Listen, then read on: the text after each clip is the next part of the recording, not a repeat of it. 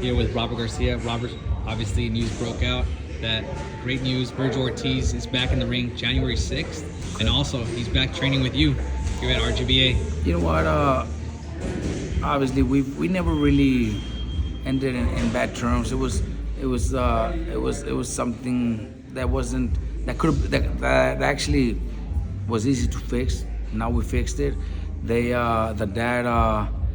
dad is we've always stayed in touch.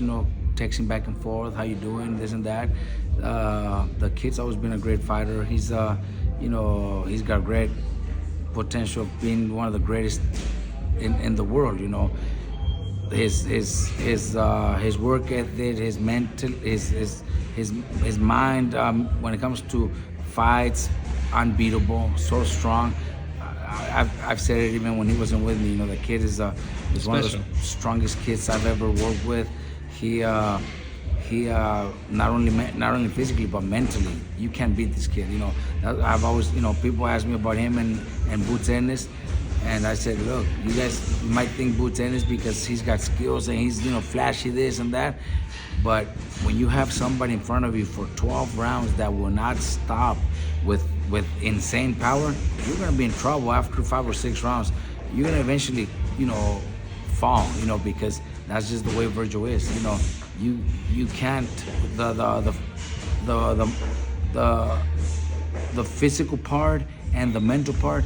You can beat somebody that strong. You can't hold them back. It's just the way it is. Because I work with him. I know how strong how strong he is physically and mentally. So that's I'm glad he's back. I'm excited.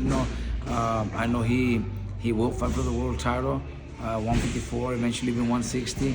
The kid is a future world champion. And a few months ago, I just as like I'm telling you, I've always been in touch with senior Hector Beltran. Always texting back and forth with Pita and myself about fights and stuff like that. So we always stayed with a friendly relationship. And a few months ago, I went to Dallas. I flew out there to Dallas to visit Vergil. I went to his house. Glad to see that he bought a beautiful house and he showed me around his house, Dallas, a property they bought for eventually turning it into a gym and everything. So happy for them. Went to visit, and I think that kind of started our the way of maybe coming back to the gym, because I went out there just to visit them and had a good spend a good day with them. We went to lunch and everything. So the kid's always been a great kid, man. He's a great kid. The dad's a good person, good friend. So we get along well. And then touching obviously on Vergil Ortiz, his mental game. I remember he told me he fought Maurice Hooker at 60% because of the COVID. So you know what? You can't count out his heart. That is, like I'm telling you, you can never stop somebody with the heart that Vergil has. The heart, that mentality he's got of just, there's no losing in him. It's hard. You could have a fighter that's 50, 60%, not 100%, and he's still gonna give you a hard time. COVID hit him hard. And a lot of times, to a lot of people, COVID has actually affected more than others. Some people have died. Others, we have a friend here in the gym. That he was 2 years ago. He was very sick. Almost he was gonna make it, survived, made it. But even now, two years later, he's still not 100%. He's still not healthy. He's still learning to walk. And this is a fact. I'm not making this up. I can tell you guys who the friend is. We call him Ponle because that's how everybody knows him, Ponle. It was COVID. COVID hit him so bad, he almost died.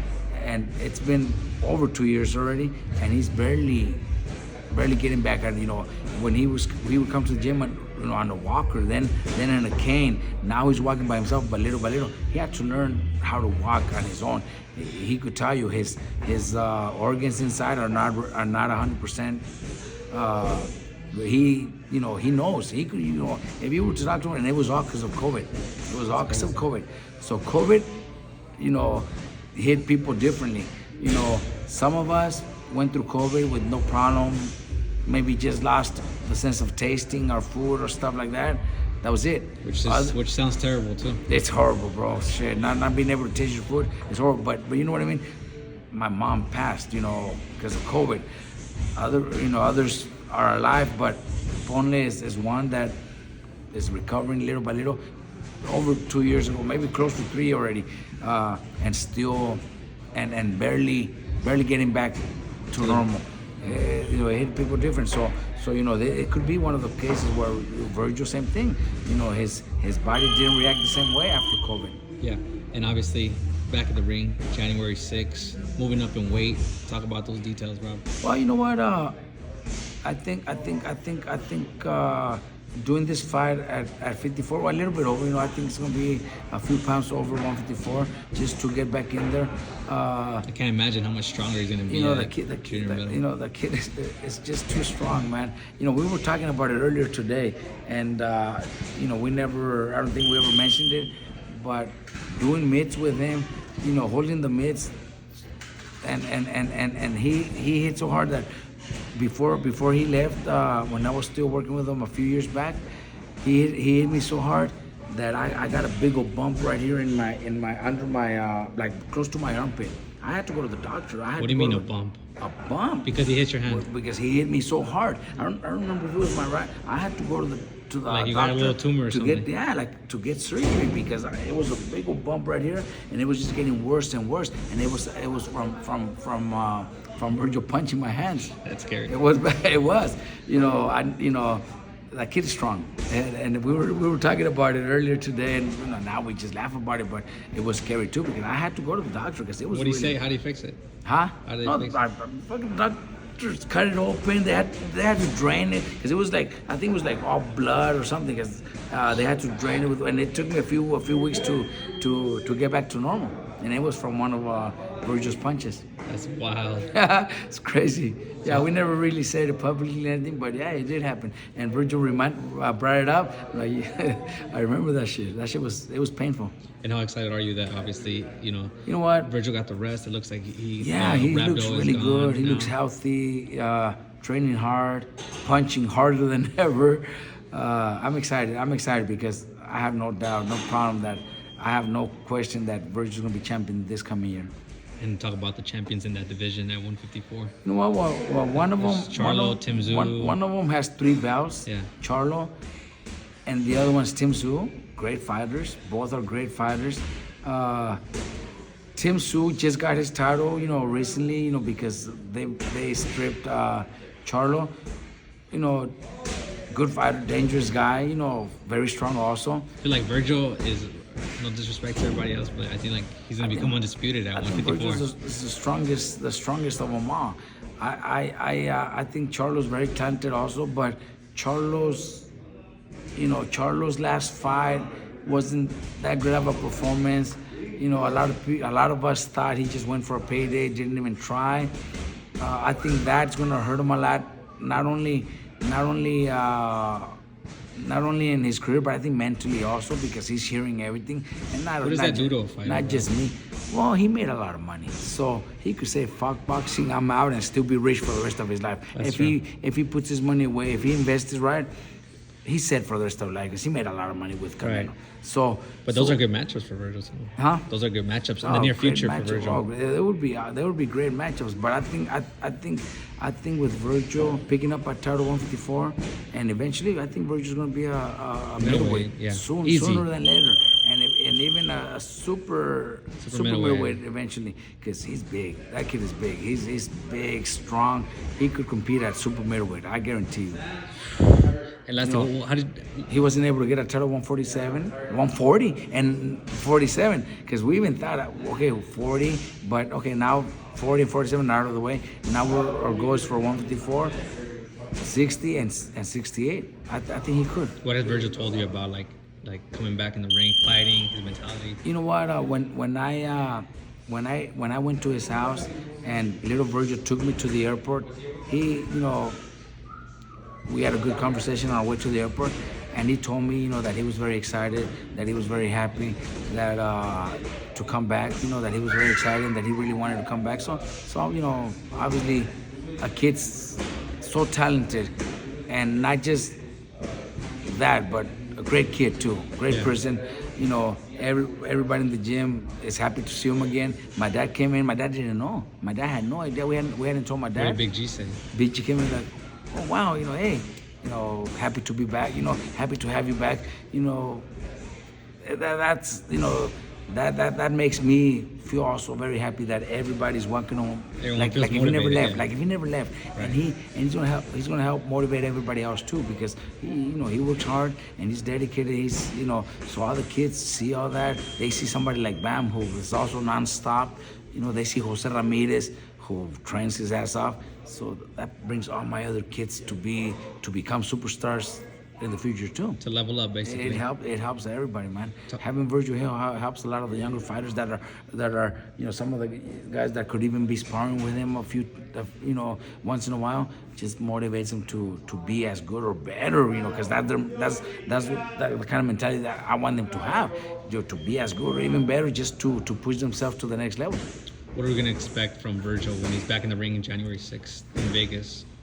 Man, I think the best word to describe it is a beast. That kid is, he's just a beast. He's so strong physically, mentally, that nothing's gonna stop him. Nothing's gonna stop him. And Robert, talk about your stable.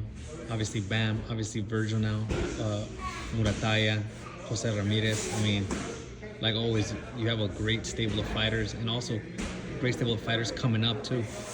What I like about this sport is that in 2011, 2012, 2013, 2014, those were years that I had 5, 6 champions at one time. Those years were great. I got trainer of the year with the Boxing Writers Association. I also got it with magazine. Sports Illustrated 3 years in a row, something like that. Whatever, some magazines. But then I go into the where guys like Josh, turning pro, Bam. So at a point, maybe I didn't have those 5 world champions at the same time training. Getting all those big opportunities, big fights on TV. But it's awesome that we could, not just me, because I have a team, Pita, Chepe, Felipe, Charlo, the conditioning coach, and my dad, who's always in the gym. Right. But you're the team captain. Together, we could focus on little Bam, who was 15 or maybe before. I remember nobody would wanted to give him a fight. When all these kids were world champions, when I had all the world champions, Bam was just a kid. Josh was turning pro. But we focus on them, and then both have been champions. Bam is one of the best fighters in the world right now.